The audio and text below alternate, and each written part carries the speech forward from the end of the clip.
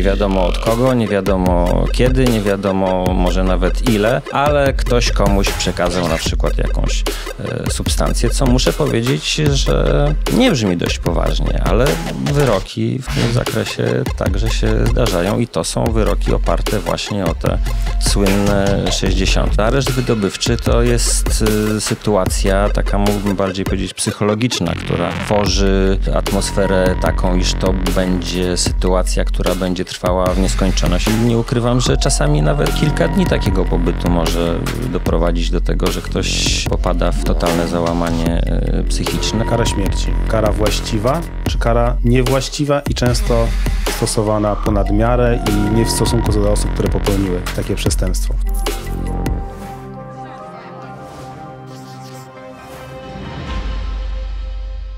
Dzień dobry. Witam na kanale Prawo Władni. Ja nazywam się Marcin Ostaszewski. Dzień dobry, witajcie. Sebastian Mikulewicz. Dzisiaj naszym i Państwa gościem jest adwokat Łukasz Helsztyński, karnista. Bardzo dziękujemy za przyjęcie zaproszenia. Dzień dobry. To zaczniemy może tak, trochę w amerykańskim stylu, bo już wcześniej rozmawialiśmy poza kamerami. Często oglądamy filmy i tam jest takie sformułowanie: masz prawo zachować milczenie, wszystko co powiesz może być wykorzystywane przeciwko tobie. Czy realia amerykańskiego filmu, przechodząc naprawdę już do polskiej rzeczywistości, istnieją i jak powinien się zachować człowiek, który jest zatrzymany przez policję? Przestrzegałbym przed oglądaniem amerykańskich filmów w kontekście rozumienia polskiego prawa karnego, ale sugerowałbym zachować spokój przy zatrzymaniu, jeżeli to jest możliwe, a przynajmniej pamiętać o zasadzie zmniejszonej wylewności. Jednak sugeruję, żeby pamiętać, że prawnicy czekają na takie telefony. Oczywiście. A jak w praktyce wygląda to zatrzymanie i tak naprawdę jestem laikiem, co powinienem zrobić? Policja mnie zatrzymuje, jestem zatrzymany. Czy to faktycznie jest ten pierwszy telefon do adwokata? Czy pierwszy telefon? No, myślę, że jednak jednym z pierwszych powinien być, ze względu na to, że rzeczywiście te pierwsze chwile czynności mogą zaważyć w dużej mierze na reszcie postępowania. Nie możemy zapomnieć o tym, że jednym z najważniejszych praw, które nadal jest chyba jednak respektowane, chociaż z pewnymi może wyjątkami, w sensie, że zdarzają się naruszenia, to jednak prawo do odmowy składania wyjaśnień, które jest, wydaje mi się, w tej chwili taką podstawową gwarancją, o której należy pamiętać. Nie powinno się o niej zapominać. A jak to wygląda? Czy jeżeli mnie zatrzymuje policja, to czy te czynności faktycznie powinny wyglądać tak, że ten policjant musi mi się wylegitymować i tak dalej? Jak to wygląda z pana praktyki? No cóż, myślę, że cała dyskusja może się sprowadzać do tego, jaka jest różnica między teorią a praktyką. W teorii rzeczywiście to wylegitymowanie powinno się pojawić, ale wydaje mi się, że to akurat jest w miarę praktykowane. Natomiast później zazwyczaj już zaczynają się schody. Wracamy do pierwszego pytania, do pierwszej kwestii. Te pierwsze chwile mogą naprawdę decydować o całości postępowania. Nie chcę tego może demonizować, ale w wielu przypadkach, kiedy spotykamy się później z klientami, to słyszymy, że ktoś coś zrobił w tych pierwszych chwilach, co powinno być co najmniej przemyślane albo z kimś skonsultowane. Znamy się już tak naprawdę wiele lat z Łukaszem. Ja kiedyś również prowadziłem praktykę karnistyczną. Łukasz, pamiętam, ja w 2017 roku już jakby odpuściłem te sprawy karne, natomiast bardzo często w aktach się przeglądało i widziało się takie notatki służbowe policjanta. Tak naprawdę wiemy, że one nie mają jakby waloru dowodowego, tak? Natomiast one w aktach tych sądowych bardzo często leżały. W twojej ocenie, kiedy one powstają i dlaczego? Jaki one mają potem skutek prawny, można powiedzieć? No cóż, one rzeczywiście nie mają takiego bezpośredniego wydźwięku dowodowego, chociaż wiele osób o tym zapomina, a przynajmniej próbuje z tych notatek czynić jakiś oręż. No one na pewno mają stanowić, przynajmniej w moim odczuciu, taki powiedzmy sobie tak, odnieść taki efekt medialny w aktach. I rzeczywiście niektórzy próbują traktować je jako dowód albo prawdę objawioną, ale wydaje mi się, że bardzo często jest to taki sygnał pewnej słabości dowodowej w postępowaniu. I myślę, że częściej takie notatki się pojawiają w takich sytuacjach. Jak powinienem się zachować? Jeżeli jestem zatrzymany, już wiem o tym, że muszę zadzwonić, czy powinienem zadzwonić do adwokata. No ale co dalej? Powiedzmy, jestem zatrzymany, jestem przewieziony dalej, jest tak zwany ten dołek, mam 24-48 godzin. I co dalej? Czy możesz rozjaśnić naszym słuchaczom, naszym widzom, jak wygląda kwestia potem tymczasowego aresztowania, tego, że sąd wydaje tutaj decyzję merytoryczną, że to nie tak jest, że prokurator o wszystkim decyduje. Chcielibyśmy bardziej to przybliżyć, bo wiadomo, że nasz kanał skupia się na rzeczach biznesowych, ale też oczywiście prawnych, ale słuchacze, no to nie są tylko przedsiębiorcy, ale też zwykli obywatele. Jak to wygląda w praktyce? No tutaj odpowiedź jest dość złożona, bo rzeczywiście trzeba by było rozłożyć na części pierwsze te wszystkie czynności, które są przeprowadzane. Na szczęście nie zawsze dochodzi do tymczasowego aresztowania. Musimy pamiętać, że oczywiście jest okres zatrzymania, te 48 godzin. Znany jest okres od zatrzymania 72 godzin na złożenie ewentualnego wniosku o zastosowanie tymczasowego aresztowania. I muszę powiedzieć, że to jest czas, w którym dzieje się bardzo dużo. Natomiast no to rzeczywiście powinien być czas, w którym istnieje możliwość w miarę nieskrępowanego kontaktu z adwokatem, bo jeżeli rzeczywiście poważnie jest rozważane zastosowanie tymczasowego aresztowania, to no, wydaje mi się, że nadal istnieje pole, powiedzmy sobie, do negocjacji, żeby nie został zastosowany środek o charakterze izolacyjnym, a mamy jednak całkiem sporą paletę środków o charakterze wolnościowym. Czyli celem generalnie naszym, jako powiedzmy obrońcy, jest to, żeby tego tymczasowego aresztowania nie było, tylko inny środek, ale jesteśmy w tej najgorszej sytuacji i wiemy, że to tymczasowe aresztowanie jest. To co się dalej dzieje?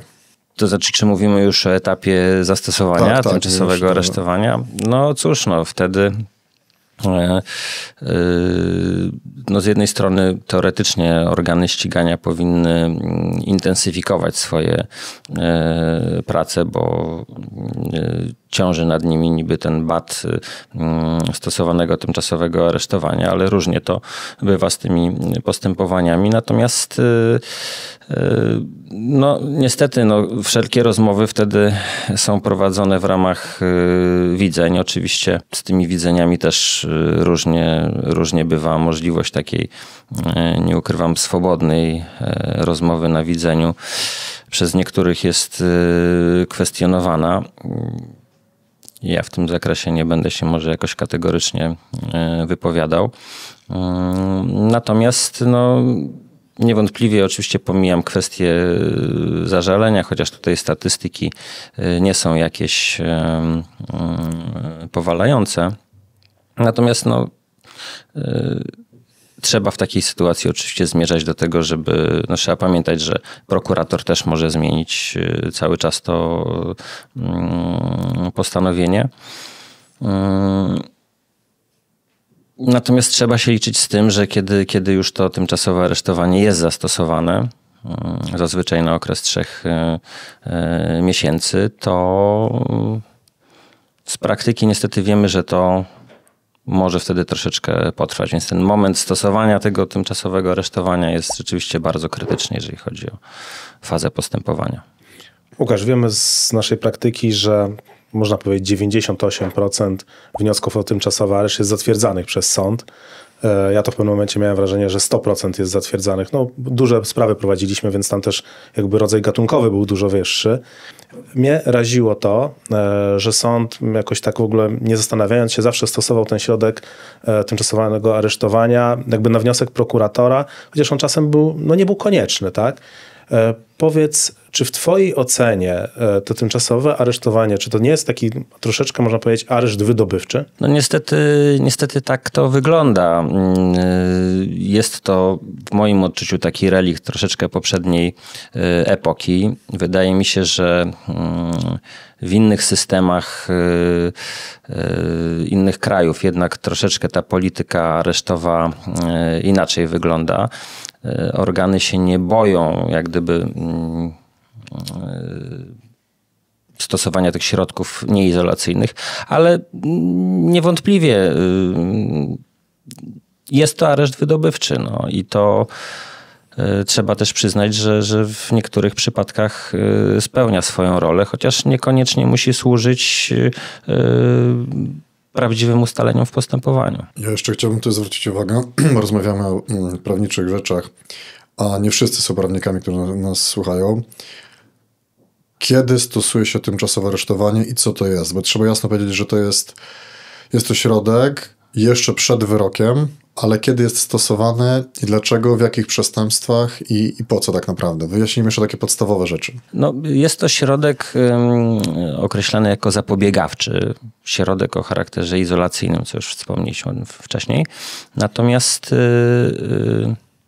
on ma służyć co do zasady zapewnieniu prawidłowego toku postępowania. Wydaje mi się, że najczęściej o tym się mówi. Natomiast nie oszukujmy się, no, im poważniejsze przestępstwa, tym prawdopodobieństwo zastosowania tego środka jest większe. Owszem, przepisy też mówią, w jakich przypadkach można subsydiarnie posłużyć się kwestią grożącej surowej kary,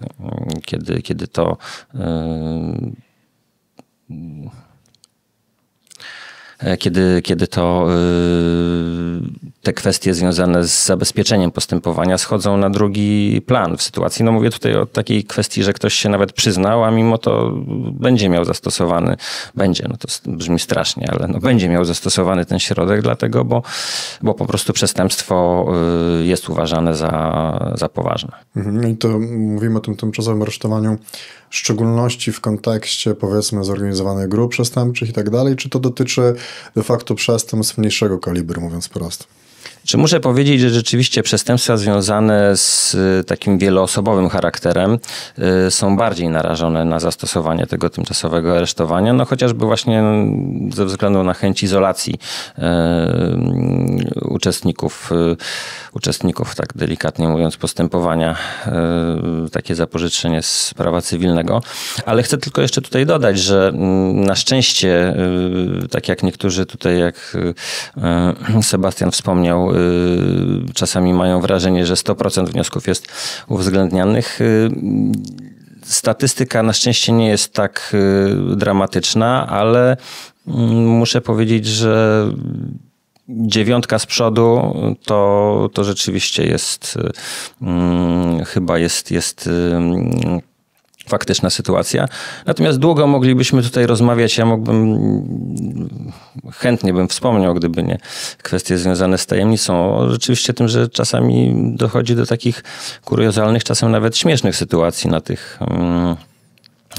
na tych posiedzeniach, kiedy okazuje się, że na przykład oskarżyciel nie jest do końca przygotowany, żeby rzeczywiście poważnie zreferować taki wniosek. No właśnie, bo tutaj decydujemy o losach i de facto o życiu czegoś człowieka, zamykając go w zakładzie karnym.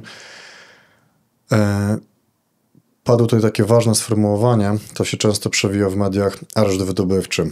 Krótko mówiąc, co to jest? Bo miejmy świadomość tego, że będąc tymczasowo aresztowanym, no dalej ta osoba wobec niej prowadzone jest postępowanie i współpracuje z organami ścigania, krótko mówiąc, czyli z prokuraturą i tak dalej. Co to jest ten areszt wydobywczy? Bo nie wiem, czy każdy tutaj słuchacz sobie zdaje sprawę z tego, o czym mówimy. No cóż, areszt wydobywczy to jest sytuacja taka, mógłbym bardziej powiedzieć, psychologiczna, która tworzy atmosferę taką, iż to będzie sytuacja, która będzie trwała w nieskończoność. Ja nie ukrywam, że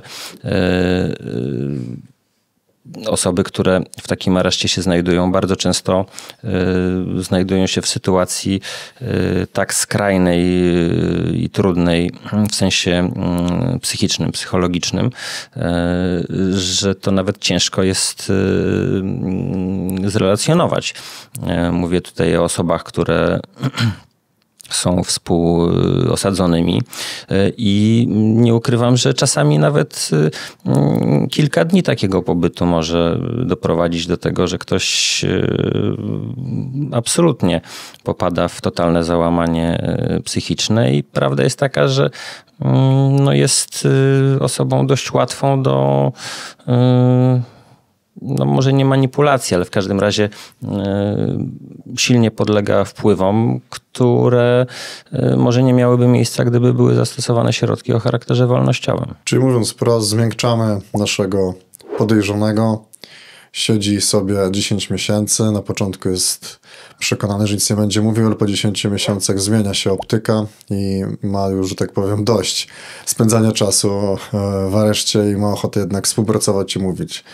Zdecydowanie tak. No tak, ale możemy też powiedzieć o artykule 60, tak? Czyli mały świadek koronny, czy tak zwana 60, tak? Czyli ten, który poszedł na współpracę z organami. Ale też często ostatnio czy w telewizji, czy na kanałach YouTube różni celebryci, jeżeli można takich nazwać, wypowiadają się, że zostali pomówieni, tak? Przez takie tak zwane 60, czyli ktoś, dla wyjaśnienia, tak, 60 jest to osoba, która poszła na współpracę z organami ścigania celem zmniejszenia swojej kary.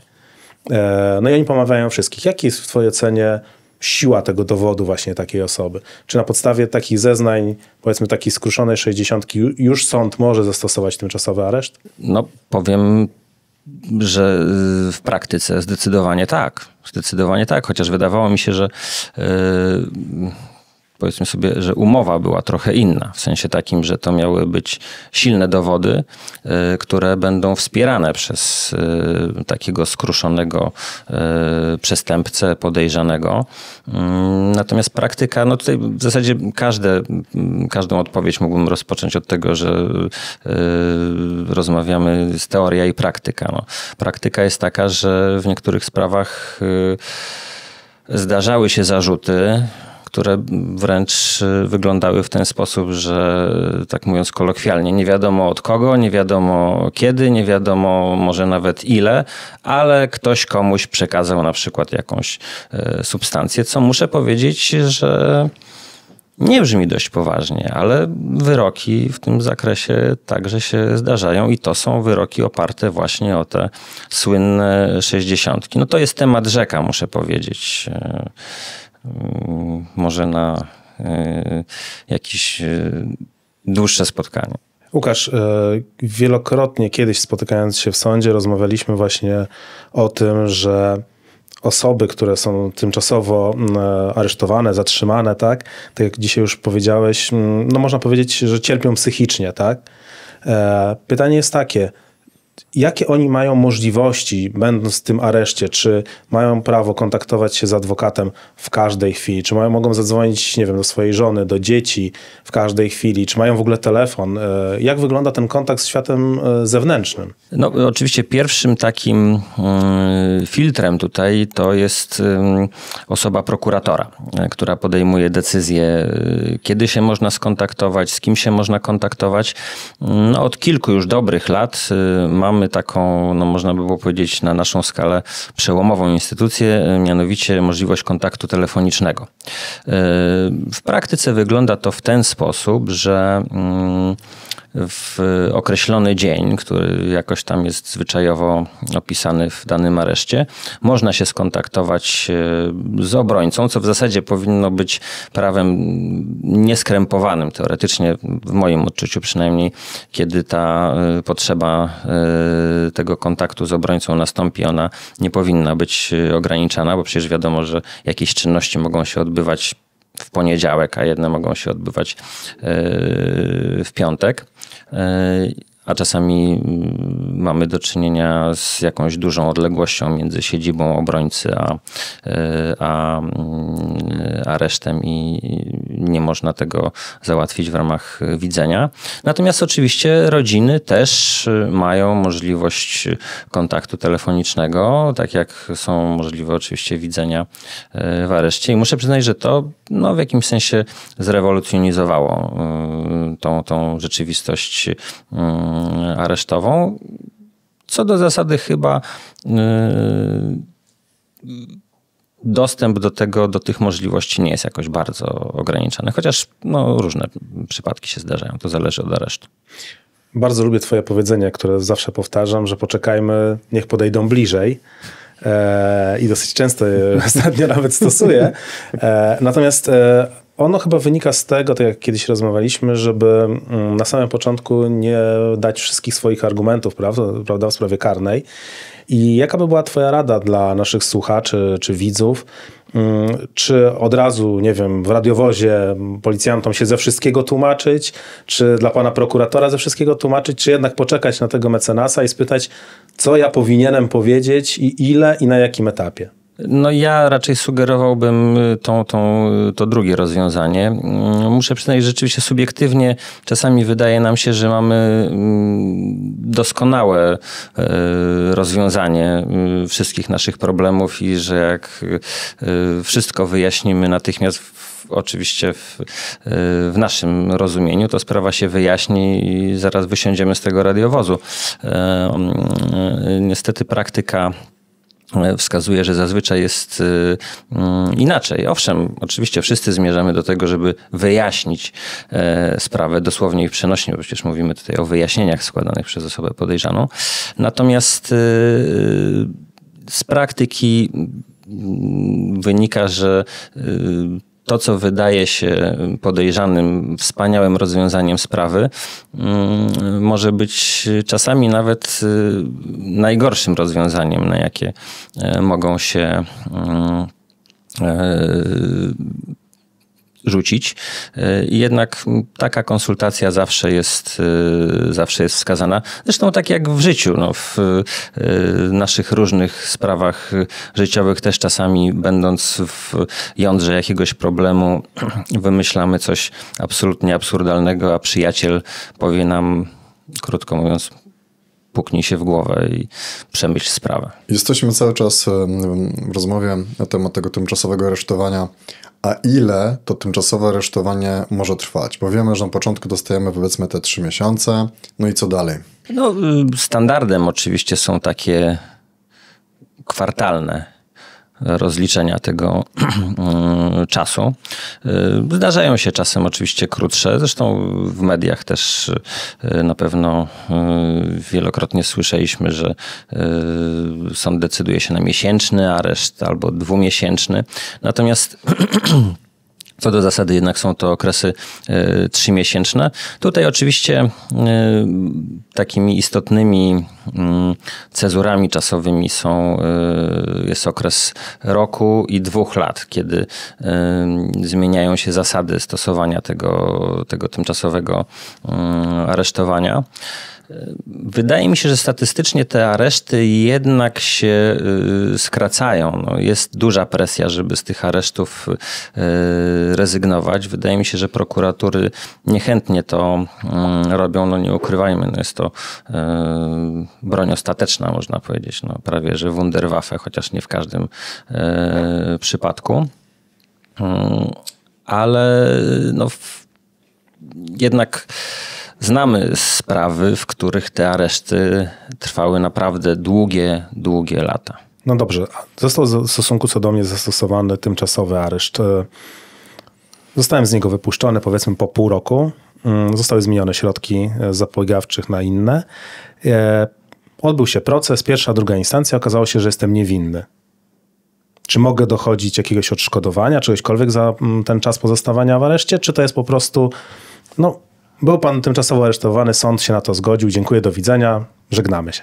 Przy uniewinnieniu na szczęście mogę w pełni potwierdzić, że możliwość dochodzenia odszkodowania jest. Natomiast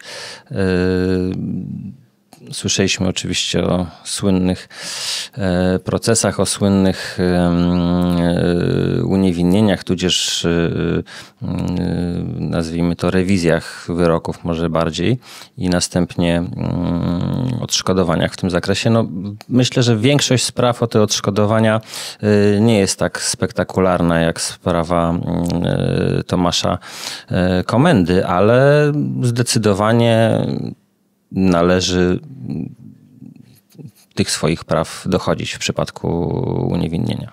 Kiedyś krążyła wśród adwokatów taka anegdota, że jak już dostał 3 miesiące, to i tak będzie wyrok, tak? Żeby Skarb Państwa nie musiał opłacić odszkodowania. Czy nadal tak to wygląda? Myślę, że w każdym powiedzeniu jest ziarno prawdy i wydaje mi się, że korelacja tego, że w jakimś znaczeniu odszkodowanie byłoby od Skarbu Państwa, a wymiar sprawiedliwości też z tym Skarbem Państwa jest powiązany, to jednak mówienie, że są to jakieś naczynia połączone, ma w sobie coś, ale przepisy separują się od tego.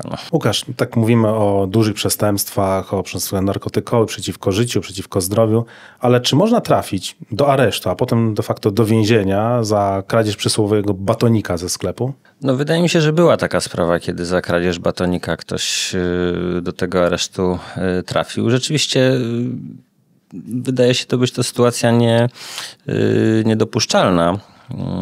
I chyba wszyscy prawnicy by się w tym zakresie zgodzili, ale potencjalnie w sytuacji, jeżeli ktoś tych wezwań nie odbiera, nie stosuje się do jakichś tam zaleceń, w każdym razie nie kontaktuje się z tymi organami ścigania, to niestety przepisy w tym zakresie, może nie w każdym przypadku, jeżeli dobrze pamiętam, możliwość zastosowania tymczasowego aresztowania by widziały, żeby sprawę tego nieszczęsnego batonika wyjaśnić. Nawet zastosować ten areszt dla dobra tego właściciela, może nie właściciela, ale posiadacza batonika. Tak, Mamy taki świat popkultury i często widzimy, oczywiście znowu odwołam się do amerykańskich filmów, to ławy przysięgłych. To nie jest system oczywiście w Polsce common law, ale czy w ogóle istnieje jakikolwiek taki element społeczny w sądach karnych? Tak, oczywiście. On wprawdzie może troszeczkę słabnie, ale nadal mamy instytucję ławników.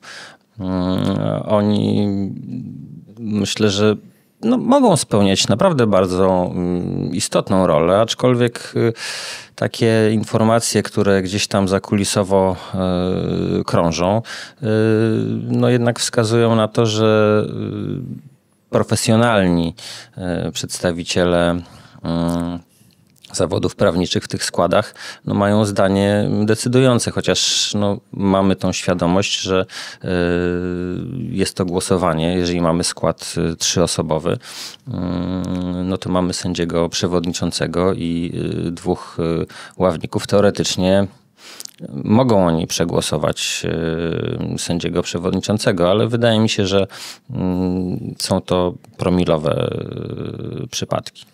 A chciałbym teraz przejść trochę do takich bardziej życiowych spraw, case'ów z twojej praktyki karnej, bo to na pewno teraz będzie najciekawsze i słuchacze na to czekają. Jak teraz podchodzą sądy do takiej sytuacji? Mam gram marihuany w kieszeni, zatrzymuje mnie policja i jaki dostanę wyrok? Co się będzie działo? Jeżeli ja bym obstawiał, to myślę, że są duże szanse na przede wszystkim warunkowe umorzenie tego postępowania. Natomiast muszę przyznać, że to się dość dynamicznie zmienia i też różne prokuratury mają różne podejście do tego typu sytuacji, ale spotkałem się z przypadkami, kiedy nawet odstępuje się od prowadzenia postępowania karnego w takich przypadkach, jeżeli no może nie tyle uzna się, że nie jest ono celowe, że mamy do czynienia ze znikomą społeczną szkodliwością tego czynu, ale różne rzeczy są brane pod uwagę. No, to, że ktoś regularnie używa marihuany, myślę, że sam wpływ naszej rzeczywistości prawnej w postaci takiej, iż ktoś mógłby legalnie się leczyć, używając marihuany, otrzymując receptę, to myślę, że też z pewnością rzutuje przede wszystkim na kwestię decyzji o wszczęciu takiego postępowania, ale jeżeli już mówimy o sądzie, to myślę, że takie rozwiązanie w postaci warunkowego umorzenia postępowania jest jak najbardziej możliwe, ale na pewno jest dość duży rozrzut, jeżeli chodzi o decyzje w takich przypadkach, bo muszę przyznać, że poglądy na temat tego, jak bardzo to jest szkodliwe, no są jednak nadal bardzo spolaryzowane. Ostatnio zapytał nas klient, przedstawił taką sytuację, że leczy się medyczną marihuaną, ma na to receptę, prowadzony jest przez lekarza. No i mówi, dobrze, no zażywam tą marihuanę 2 razy dziennie, 2 miesiące zażywałem, rano jadę, jest kontrola policji, tak zwany balonik, tak? Przetestowali go również pod kątem środków odurzających, no i wyszło, że jest pod wpływem tego środka. No, policjant na miejscu nie jest w stanie sprawdzić pod jakim wpływem, tak? Natomiast na tym wykaźniku mu wychodzi, że taki środek został zażyty. I teraz pytanie, czy to już jest wykroczenie, czy to jest przestępstwo, chociaż skoro taka osoba się leczy i czy są w polskim prawie jakieś granice, jeżeli chodzi o stężenie marihuany, które tak jak mówimy na przykład w alkoholu, tak, że 0,1 można mieć we krwi i można jeszcze jechać autem, czy przy stosunku do marihuany również są jakieś takie granice przyjęte, czy jest to bardzo już luźno? To znaczy nie mamy tutaj tak bardzo ostrych granic w tym zakresie przyjętych. Natomiast wydaje mi się, że poglądy biegłych w zakresie tego, jak można ocenić stan takiej osoby zatrzymanej do kontroli, coraz bardziej się krystalizują i ocena tego, czy ta zawartość THC w organizmie mogła zaburzać możliwości prowadzenia pojazdu. W tym zakresie biegli chyba powoli dochodzą coraz częściej do jednomyślnych opinii. Dobrze, jestem osobą, która posiada marihuanę do celów leczniczych, tak? No mam ją w domu, powiedzmy leży ona w domu. Mój małżonek, małżonka skorzystali z tego środka bez mojej wiedzy. Jak wiemy, udzielanie środków odurzających jest już karane, tak samo udzielenie. Czy tutaj można też to stosować jako udzielenie tej osobie tego środka, czy tak naprawdę to, że korzystam z niej w sposób medyczny, tak, czyli zgodny z prawem, wyłącza już mi to udzielenie tego środka? No, wydaje mi się, że w praktyce może tutaj powstać to zagadnienie, że to THC zostało udzielone, ale wydaje mi się, że na taką dokładną ocenę tego zdarzenia, no przede wszystkim wpływają okoliczności, w jakich do tego doszło, ale stoję na stanowisku, że zdecydowanie ze środka medycznego przejście na środek o charakterze stricte stanowiący używkę, no należy to zdecydowanie rozróżniać i raczej trzymać się tego zastosowania medycznego. A czy zawsze jest tak, że przy tymczasowym aresztowaniu jest możliwość wpłacenia kaucji? Czy zdarza się tak, że nie ma takiej możliwości? Czy zawsze ma możliwość wpłacenia kaucji i nie ma tego tymczasowego aresztowania? Marcin już taki amerykański case tutaj podrzuca, tak? Że w sądzie sąd mówi albo kaucja, albo areszt. Chciałem powiedzieć właśnie dalej idące pytanie, czy też w naszym prawie jest coś takiego jak w Stanach, że dobrze dogaduję się z prokuratorem, biorę to i wychodzę. No niestety ta kaucja nie jest takim panaceum na wszystkie problemy. Ona owszem może dużo kwestii rozwiązać, ale żeby możliwość zastosowania kaucji istniała, to no, najpierw na tą kaucję musi wyrazić zgodę sąd albo prokurator już w późniejszym, znaczy na tym samym etapie może i prokurator i sąd wyrazić zgodę na tą kaucję, natomiast nie jest to automatyzm i rzeczywiście wielokrotnie z klientami trudno jest przepracować kwestię, ale kaucja. Jak gdyby rzeczywiście ten wpływ amerykańskiej popkultury i filmów powoduje, że rzeczywiście wielokrotnie musimy tłumaczyć, że ta kaucja nie jest czymś automatycznym. Rzadziej musimy tłumaczyć, że nie ma ławy przysięgłych, ale czasami się zdarza. Jakie są wysokości kaucji teraz, jeżeli chodzi o takie, no powiedzmy sobie, zwykłe sprawy karne?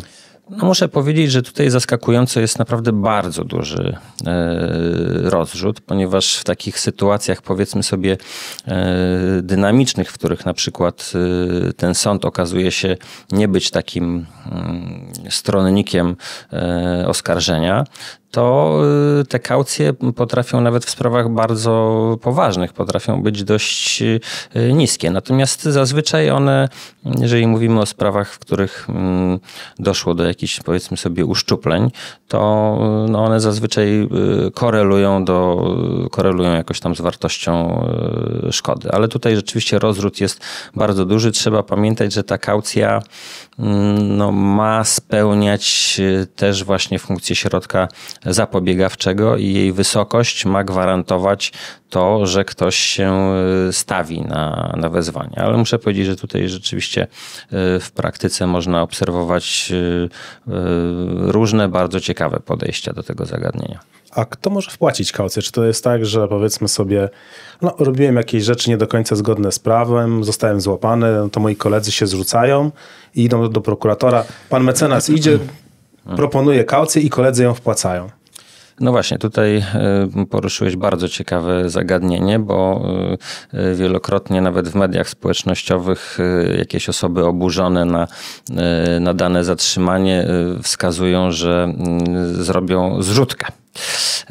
I tutaj trzeba wskazać, że rzeczywiście jest przepis, który kategorycznie takich zrzutek zakazuje, wręcz wskazując, że te środki zostaną po prostu skonfiskowane. Tak więc ja osobiście bym sugerował no, kategorycznie powstrzymanie się od zrzutek, natomiast na takie cele. Natomiast no, muszę przyznać, że no, czasami w bardzo trudnej sytuacji majątkowej takiej osoby w braku na przykład bliskich, no muszę przyznać, że trzeba znaleźć jakieś wyjście, czy wytłumaczyć prokuratorowi, że no nie było innej formy zgromadzenia takich środków. No oczywiście to mówimy tutaj o sytuacji wyjątkowej, prawda?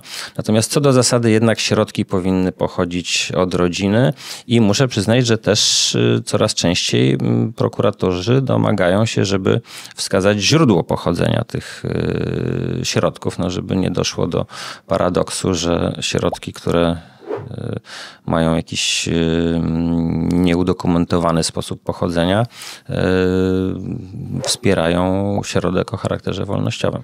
A czy kaucją również może być na przykład hipoteka na nieruchomości? Jak najbardziej.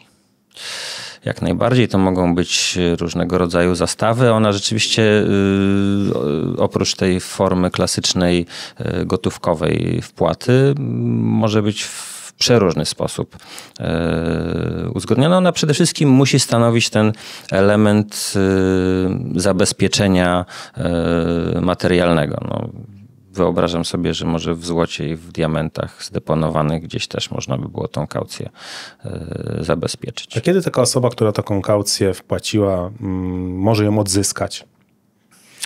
No to przede wszystkim oczywiście mówimy tutaj o zakończeniu postępowania, natomiast w przypadku, kiedy powiedzmy sobie prokuratura czy sąd stwierdzą, że poziom zaawansowania postępowania jest na tyle duży. W każdym razie, no, mówiąc krótko, zmienią się okoliczności, które leżały u podstaw zastosowania tego poręczenia w takiej, a nie innej wysokości. Jeżeli te okoliczności się zmienią, to co do zasady w ogóle prokuratura czy sąd, organ, który stosuje taki środek, który jest właściwy w danym momencie, no powinien automatycznie decydować o uchyleniu takich środków i to dotyczy też poręczenia majątkowego. A kiedy mogę stracić taką kaucję? No właśnie, tu jest jak gdyby druga strona medalu. Rzeczywiście kaucja stanowi pewne zabezpieczenie tego, że dana osoba stawi się i jednocześnie jest osoba poręczającego, która ma zadbać o to osobiście, że ta osoba się będzie stawiała. No i rzeczywiście w sytuacji, kiedy przede wszystkim ktoś nie stawiałby się na wezwania i nie uczestniczyłby w tym postępowaniu karnym, to istnieje możliwość wszczęcia procedury, która by miała zmierzać do orzeczenia przepadku tego poręczenia. Ale osobiście są to naprawdę bardzo rzadkie przypadki odosobnione. Jeżeli przewiduję, że mogę być zatrzymany, bo coś się dzieje w jakichś, mówię tu o sprawach gospodarczych, to czy jest jakakolwiek taka możliwość prawna zabezpieczenia się na przyszłość i wpłaty kaucji na jakieś fundusze powiernicze czy coś takiego? Zakładam, że pewnie coś takiego istnieje za granicą. Czy u nas jest coś takiego praktykowane? No podejrzewam, że pomysłów na zabezpieczenie się jest bardzo wiele,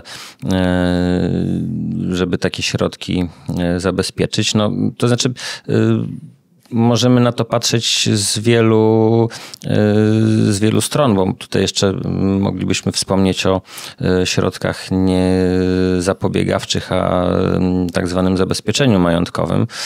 I tutaj rzeczywiście apetyt śledczych zazwyczaj jest bardzo duży i zmierza do tego, aby to postępowanie zabezpieczyć w jak najszerszym zakresie. I muszę przyznać, że rzeczywiście przepisy dają tutaj bardzo duże możliwości. Natomiast tak, żeby, rozumiem, zabezpieczyć te środki gdzieś pro futuro jako tą kaucję, no to wydaje mi się, że rzeczywiście można by było takie przypadki, takie możliwości mnożyć. Pytanie oczywiście, czy te środki będą mogły później posłużyć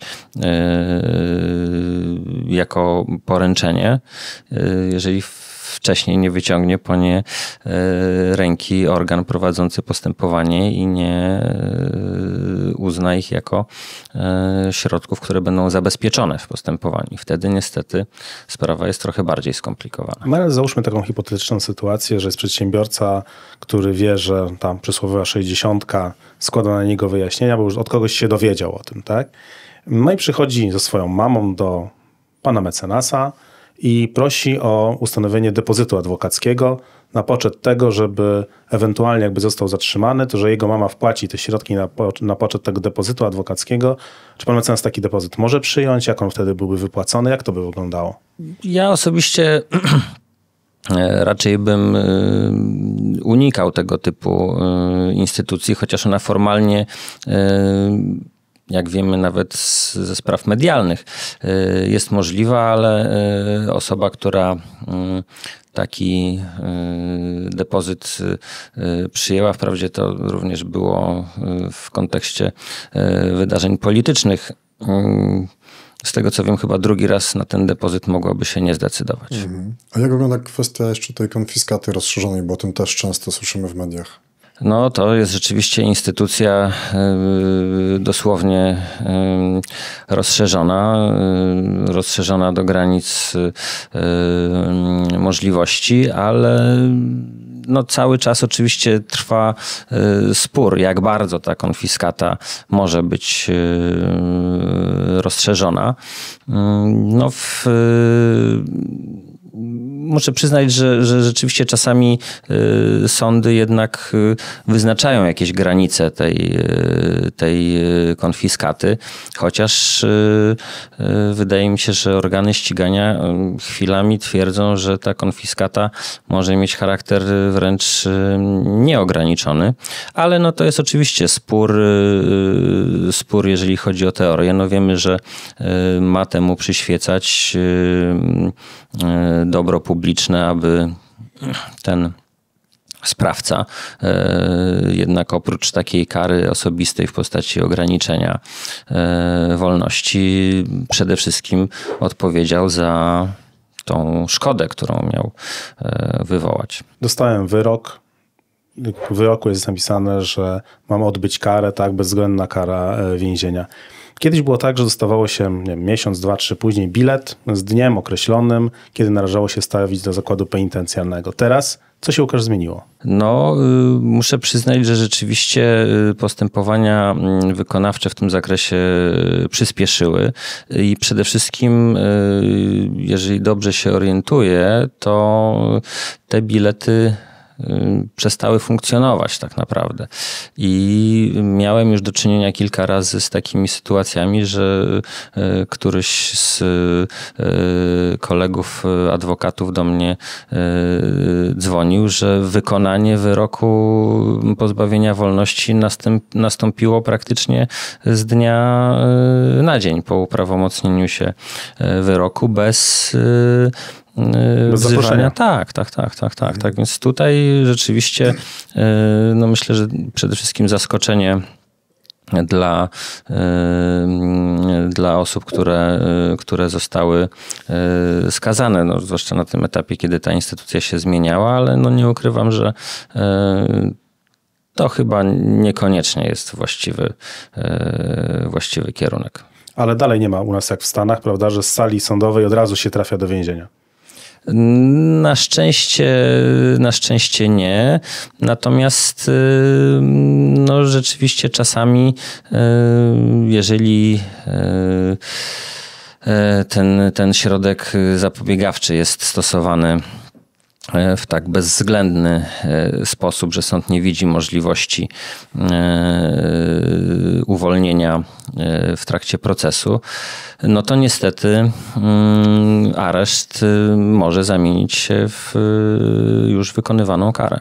Teraz to, co najbardziej też interesuje pewnie ludzi, co oglądają wszystkie seriale kryminalne, grupy przestępcze. Mieliśmy czas lat 90. prężnie działających grup, potem powiedzmy te przestępstwa VAT-owskie na przestrzeni 2010, powiedzmy 18, 20. Czy nadal funkcjonują w polskiej rzeczywistości prawnej, faktycznej zorganizowane grupy przestępcze? Jeżeli tak, to jakie teraz przestępstwa najczęściej się pojawiają? Bo zakładam, że nie są to przerzutki jakichś cystern i fajek, tylko raczej przestępstwa bardziej gospodarcze bądź bardziej złożone. Jak to jest?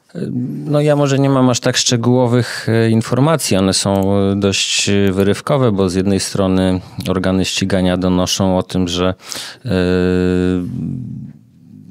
przybysze zza wschodniej granicy dość mocno sądują możliwości popełniania przestępstw i słyszymy o tym, że wzrasta statystyka przestępstw z użyciem przemocy, z użyciem noża na przykład, czy broni palnej. Natomiast wydaje mi się, że od pewnego czasu to może bardziej jako obywatel śledzący pewne wiadomości, chociaż może też i z własnej praktyki,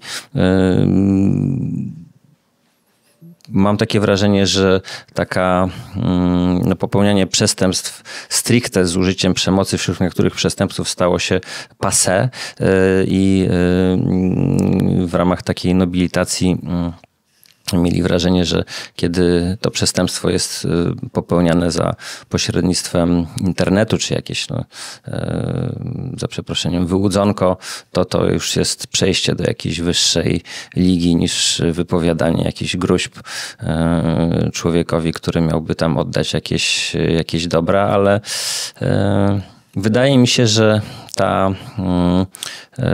to, co powiedziałem teraz, nie do końca się zgadza z rzeczywistością, bo chyba jednak to, że nasza policja troszeczkę jednak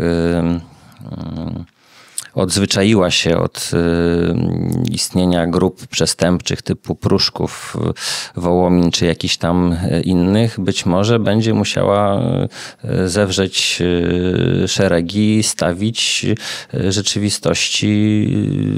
czoło rzeczywistości zorganizowanej przestępczości, no być może, że nawet dużo bardziej brutalnej. Patrząc tak historycznie, najpierw Pruszków, Wołomin, potem grupa Mokotowska, potem różne inne grupy, które były na terenie Warszawy i okolic działały.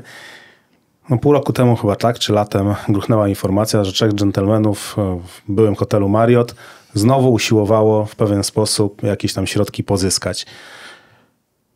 Czy w twojej ocenie ci ludzie, którzy działali w latach 90. czy 2000, którzy odbyli kary, wychodzą w międzyczasie na przerwy w odbywaniu kary, czy z różnych przyczyn z aresztów, czy oni nie są w stanie już jakby zacząć normalnie funkcjonować w społeczeństwie? Bo ja zacząłem się zastanawiać, bo oni cały czas gdzieś wracają na tych czołówkach gazet, tak?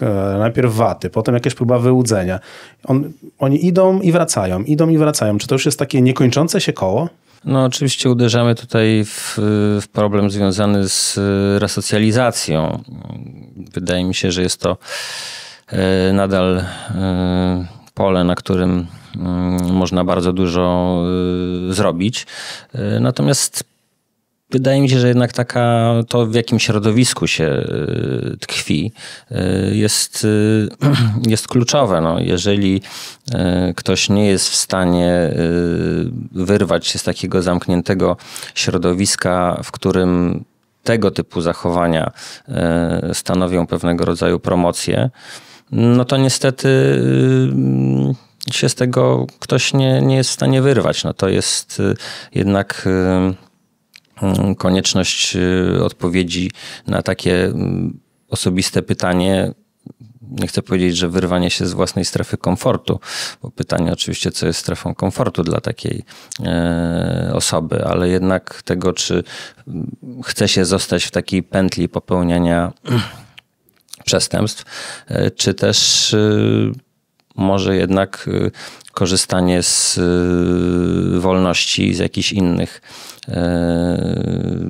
możliwości oferujących pozostawanie poza zakładem karnym jest może bardziej atrakcyjne. Ustawodawca podjął już pewne kroki, zostały stworzone oddzielne ośrodki, tak, w których przebywają ludzie, którzy odbyli już wyroki, jeżeli chodzi to o wyroki, które były na tle seksualnym lub na różnym innym, tak. Tak naprawdę można powiedzieć, że oni w tych ośrodkach przebywają już bez wyroku, tak, no bo znajdują się tam oczywiście decyzją sądu. Czy w twojej ocenie nie należałoby też może takiego schematu zastosować do tych, powiedzmy sobie, wielokrotnych przestępców, którzy czy w sprawach gospodarczych, czy w sprawach przeciwko życiu i zdrowiu już też zabłysnęli, kilkakrotnie byli w tym więzieniu? No myślę, że to mogłoby być najdelikatniej mówiąc bardzo ryzykowne, bo ja jednak jestem zwolennikiem systemu legalistycznego i takie rozwiązania o charakterze dosłownie rewolucyjnym wydaje mi się, że nie do końca by się sprawdziły. Wydaje mi się, że należy o tym pamiętać, że przepisy, którymi dysponujemy, paradoksalnie nie są takie złe, natomiast sposób ich stosowania czasami może budzić wątpliwości i ja uważam, że należy ewentualnie krytykować czy sugerować zmianę stosowania danego przepisu, niż wprowadzać jakiś przepis, który ma być panaceum na wszystkie panujące problemy. Kara śmierci. Kara właściwa czy kara niewłaściwa i często stosowana ponad miarę i nie w stosunku do osób, które popełniły takie przestępstwo? Trudny temat. No jako prawnik, jako adwokat absolutnie jestem jej przeciwny. Wydaje mi się, że w dyskusji należy wyłącznie wspomnieć o przypadkach bezsprzecznie niesłusznego zastosowania tej kary w Stanach Zjednoczonych, chociażby, bo tam chyba to case study tych przypadków jest najdokładniejsze.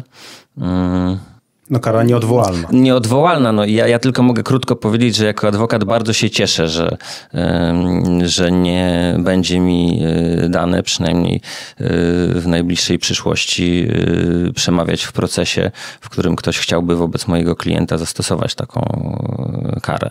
Mamy tutaj jeden znany film, w którym jest to, wydaje mi się, dość jaskrawo pokazane, a ja też słyszałem od kilku starszych kolegów, chociaż no, muszę przyznać, że nie w bezpośrednim przekazie, że to są naprawdę traumatyczne przeżycia. Oczywiście mówię o obrońcy, natomiast nie chcę w ogóle wspominać oczywiście o emocjach osoby, która doświadcza takiego procesu i takiego ryzyka. Ja sobie czytałem takie opracowanie, że w Stanach Zjednoczonych, w tych stanach, w których ta kara obowiązuje, jest już takie przekonanie przestępcy, który wie, że popełnił tyle wykroczeń, że już ta kara mu grozi, że on się po prostu nie zatrzymuje i idzie dalej, tak? Bo wie, że i tak już albo mu się uda uciec, albo i tak zginie, nie? Czy to jest też w twojej ocenie, mogłoby tak być w Polsce, gdyby ta kara jednak była? Znaczy mi się wydaje, że to jest jeden z istotnych argumentów, że rzeczywiście psychika człowieka, tak mi się wydaje, może w ten sposób działać, że rzeczywiście ktoś dochodzi do ściany, kiedy już wie, że nic więcej mu nie może grozić. I rzeczywiście ta kara w takim przypadku no, swój sens odstraszający traci. Łukasz, bardzo ci dziękujemy za dzisiejszą rozmowę. Dziękuję. Dzisiaj naszym i Państwa gościem był adwokat Łukasz Helsztyński, karnista. Apel do naszych słuchaczy, jeżeli jesteście zatrzymani, zawsze dzwońcie do adwokata. Na dole zostawimy opis do dzisiejszego odcinka. Oczywiście kontakt do pana mecenasa. Jeżeli macie pytania, swoje uwagi, spostrzeżenia, zostawiajcie komentarze, piszcie, wysyłajcie maile. Bardzo dziękuję i do zobaczenia. Dziękuję. A ja powiem też tak jak tutaj w czasie wywiadu, bardzo dobre stwierdzenie pana mecenasa. Poczekajmy, nie strzelajmy, niech podejdą bliżej. Jeżeli macie jakiekolwiek problemy, dzwońcie do profesjonalistów, nie szukajcie pseudo-kancelarii, tylko pamiętajcie, że adwokaci są po to, aby wam pomagać. Są również biura przy okręgowych radach adwokackich, gdzie otrzymacie takie porady pro publico bono. My jako adwokaci występujemy też w takich sprawach, więc nie bójcie się. Adwokat nie kosztuje milionów na razie, ale może to się zmienić. Dziękujemy wam bardzo i zapraszamy do oglądania. Dziękujemy. Dziękuję. Dziękuję.